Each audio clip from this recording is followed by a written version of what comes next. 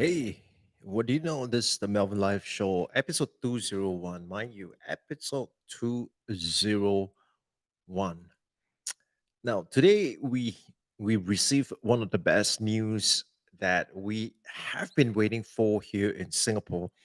And the news was that we will go into phase three of our post circuit breaker. So what has happened here is that the government has done a great job in terms of maintaining and opening up the economy in phases so that we are able to mitigate the spread of COVID-19 and yet at the same time to be able to implement whatever is needed to contain or to prevent any widespread um, contagions of the virus itself. And so we were going from phase one to phase two, and then many of us were waiting for phase three because on phase three itself, it's going to be opening up for many more businesses as well as restrictions are going to be relaxed. And to that end itself, I think, it's a great time for celebration because it's almost about a year from now that we learned about the first case of COVID 19. And of course, with COVID 19 within this year itself in 2020, we have seen devastating loss of life, both preventable and sometimes unnecessary, as well as the impact that it has on the economy and businesses in general. And of course, one particular group that perhaps not just face a the danger of being laid off from work because of the economy, they also face an increased amount of risk due to the pandemic itself. And so for the group that I'm talking about is a group that I would say it's the group over 45 and above. So people in my category, people from Gen X as well as the baby boomers, I think we are the ones that have increased risk at both ends. So on the one hand, we are more susceptible to the virus and the the the impact of us catching the virus would probably be a bit more damaging compared to the people who are in their late 20s or 30s or even early 40s. And I myself have been attempting to keep in the pink of health. But despite all that, I still face some constraints, some limitations, and there were also some concerns about my health as well. And so, on one hand, we are definitely more at a higher risk because of the pandemic. On the other hand, people within my age group, I think we are at this point whereby I always like to say, if we haven't figured out the money game, then this is a very, very crucial period. Because during this time is the time that we need to ensure that we have sufficient funds to be able to sustain not just our lifestyle, but to support us when we go into retirement, whether voluntary or otherwise. And I think for many of us, we are still in the process of ensuring that we are able to both provide for our elderly parents as well as our young children. And so we caught in this group here. And one of the greatest risks within this group itself is that we face the risk of being seen as not adaptable, not willing to change, having a fixed mindset, or simply just irrelevant. And the percentage of us being condemned to doing low value added work or even subject ourselves to just manual work itself, it's increasing as the day goes by. And so there is an increased level of urgency for many of us to not just ensure that we are in the best of health, we also need to ensure that we are able to stay relevant. So I was just reading this study conducted by two. One of them is an economist, and the other one is a researcher. I do not know about her profession, but essentially they were making policy recommendations based out of Atlanta. And so the study that I found was in the Atlanta Fed website itself. And this was a group of people that they were particularly talking about, people who are 50 and above, and they are susceptible both to the health risk as well as employment or unemployment risk. And so as I was reading through this study, I was really caught because they were just making policy recommendations, which is probably the intent and purpose for their study itself. Because, arguably, I think they would have been commissioned by the Atlanta Fed to conduct this study. But so the question I asked myself is, yeah, I mean, these studies are good for government to make policies and to look into how they could support workers in that category itself. But what about for the rest of us who wants to be able to take a proactive stand to do something about our well-being as well as our economic, usability, for lack of a better word? What is it that we can do? And as I look at that, I came down to one thing that I believe we can do. And over here in Singapore, I think there is a great emphasis on lifelong learning.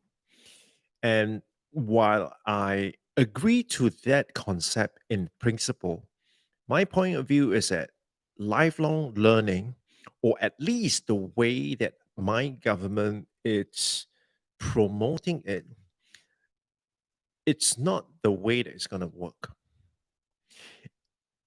And what I mean by that is simply this. Last year, I was involved in one of the programs that was being rolled out. And the main idea was to equip workers who are over the age of 40 years old with certain skill set, like for example, digital marketing, design skill, as well as to be able to use the various social media platforms. Now, bear in mind that they're all candidates who go into these programs and they have close to zero knowledge or experience in that area itself. And then, of course, you have people like myself who are mostly self taught and have implemented and executed at a certain level in order to help myself as well as my clients achieve their objective. I was still going for those courses for the very fact that I just wanted to get a stamp of approval so that I am qualified in the eyes of the government, in jobs and roles like this. And when I walk into the classroom itself, I'm looking at this bunch of people who arguably are, the unemployable. One for one, they are kind of fixated in terms of their mindset. They are quite, used to the old way of doing things.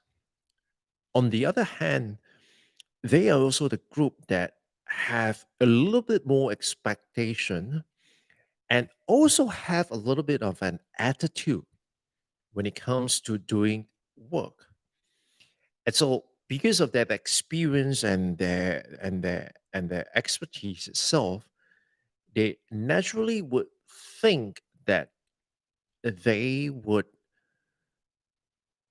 they they they are, how would I put it? They are worthy of a higher compensation compared to their younger peers. And so this group of people go in there, and many of them have close to zero or very minimal, or if anything, more from a consumer experience of using these platforms rather than from a business or an advertiser point of view perspective of those platforms itself. And so what happens when that is the case is that they go in and they essentially acquire very basic skills when it comes to social media, digital marketing, creating websites and all the likes. And the key idea behind that, I mean, the concept behind it was to be able to equip this group of people with this skill set so that they can become relevant and they are either A, likely to be able to rejoin the workforce, or B, they have the possibility of transiting into a career whereby with this new set of skills, they would then become relevant. Now, where the flaw is that as an employer or even as a company that is looking for a freelancer or a subcontractor, for example, why would anyone wants to hire someone who is literally fresh from their course and arguably having a set of more conceptual and theoretical understanding of how those platform works rather than real work experience itself. And so that comes into a situation whereby, if you do not have even if you have the skill, but if you do not have the track record, it is unlikely that I'm going to hire you. And if you do not hire them, then it's unlikely that they are ever going to have the track record at all. So being caught in that catch 22 situation, and particularly if you fall into the category itself, what is it that you can do? So, like I say, what the concept and the idea of lifelong learning, it's generally a sound one. When it comes to implementation, there are a whole host of barriers as well as limitations to what can be done. And so what does that where does that leave us? And when I say us, I'm talking about people like you, people who fall into the category, the late Gen Xers as well as the baby boomers. What's needed to be done on our part in order for us to not just stay relevant, but to be in demand? And so here's where I think we can do. So the number one thing that I'm not going to dispute is that you and I, we have to learn new skills, new way of doing things, new technology, new media, new way of advertising, new way of shopping, new way of working, new way of socializing, new way of playing. We have to learn that. And in fact, we do not just have to learn, we not only have to learn that from a user point of view or a user perspective, which means it's not enough for you to say that, yeah, I use Facebook and I interact with my friends, or I use LinkedIn and I use it to network with other people. That's not enough. What do you have to have? It's also that business experience of leveraging these platforms to be able to help you meet your business objective. And so the question is, well, if no one's going to give me an opportunity, where on earth am I going to get the opportunity to implement and learn something like that? And if you're even asking that question, then obviously, you know, your mindset has to change because that shouldn't be the question that you ought to be asking. The question that you ought to be asking is, what is the shortest and most effective way I could learn to use these tools from a business perspective, right? So, once again, what is the fastest and most effective way that I can learn to use these tools from a business perspective? Now, once you start asking that question itself, you start seeing the world of possibilities that you can do. So, for one, you can start your own website. I mean, in the past, maybe like 20 years ago, for example, when you tell someone that I have a website, people may be in all of it and we will say that, what's your website? I got to visit that, right? And so that it's like, something that it's amongst the fewer people, right? So like if you have a website, you are like, you know, up there with the rest. So minimally, you must have a website. Now, what is the website for? We'll go into more detail if you're interested, right? So first, you need to have a website. Secondly, you need to have a presence on social media. And I'm not talking about setting up a Facebook account and liking your children's photo or putting up your children's photo. I'm not talking about from a consumer perspective or user perspective. What you ought to do is to create a social media account from a business angle, right? From a business perspective. So set up your Facebook page, for instance, and use your LinkedIn profile as a business rather than as an individual looking for a job. You need to do that, right? And for the rest of you who are a little bit more ambitious and more willing to explore, you definitely want to set up a YouTube channel, and you also want to set up an Instagram account. So you have to look at, this key platforms itself, and you have to be there. Now, as you are there, the main thing that you're gonna do is you're not gonna, like I say, and I got to say this one more time.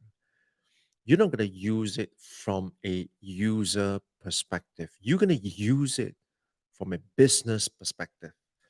And by business perspective, you're gonna see how can I use this platform to A, educate my audience, and B, to be able to get the attention of these people who are my audience, and C, how could I promote something that is going to be useful for them. And so that it's something that you want to think about. So think of yourself as an entity, as a business, right? Do not think of yourself just as an individual, but think of yourself as an entity, as a business. So that's the second thing that you must do. Now, the third thing that you must learn to do is you have to manage yourself like a business. And so, what do I mean by that? Now, in your course of your economic life, what you're doing essentially is you were selling your working hours to the highest bidder, or for some of us or some of you, God forbid, but you are selling your hours to anyone who is willing to pay you something. And so you want to move from that mental model into a mental model whereby you see yourself as a business. You are the business, and you are going to be the one that is going to promote yourself. You're going to be the one that is going to get people to become aware of you. And you are going to be the one that it's going to be able to negotiate what it's worth of your time. Now, better still, if you're able to move from the trade time for money model to the live freedom model, that would be even more ideal. Now, if you want to move into that, I've got a separate series that I'm going to focus on how you can move from trading time for money to live freedom. And so, before we get into that and all that stuff, you know, just bear in mind this. So, number one, think of yourself as a business and not just an individual. Number two, you have to start m- getting your web presence on the online space. You at least need a website, a personal website. People need to know you. There must be a place where you could, control the way that your content and the information about you it's being distributed. I know what some of you are thinking. Well, can't I just rely on the social media? Of course you can, but you also need to understand that once you're there, you are competing with everyone on that platform.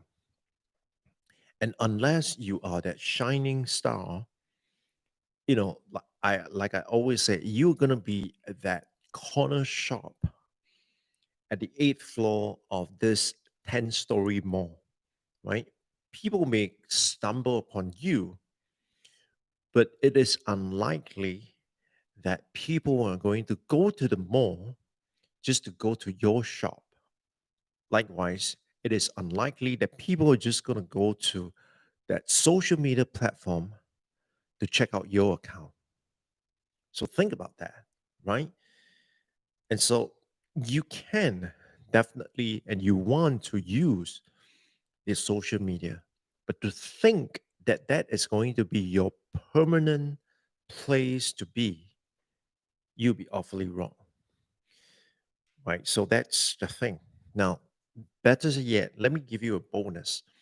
Better yet, if you are able to learn something and very quickly implement it and find out what are the things that work, what are the things that doesn't work, and then you're able to share with others, that will be golden. And so, my friends, lifelong learning, it's a concept. It's a concept that it's good in theory, but when it comes on to implementation, if you are just relying on what's out there or what's given to you or what the government can do for you, then, you know, I'm afraid you're going to feel sorry for yourself. Instead, take the proactive approach. Think of yourself not as an individual, but think of yourself as a business. Make sure that you have established your web presence, i.e., getting your own real estate on the internet. Thirdly, to be able to leverage the social media platform and use it as a business rather than as an individual. And finally, as a bonus, if you can do all this and teach others to do the same at the same time, this is golden. So, my friend, if you are not learning and teaching every day, you're going to be risking being irrelevant. I hope this has been a good, how I might say, either a wake up call or even a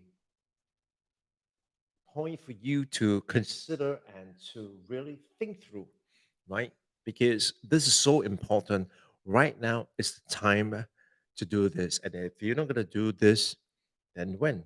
And so if you found this episode to be useful, make sure you give me the thumbs up on YouTube or whichever platform you're watching this.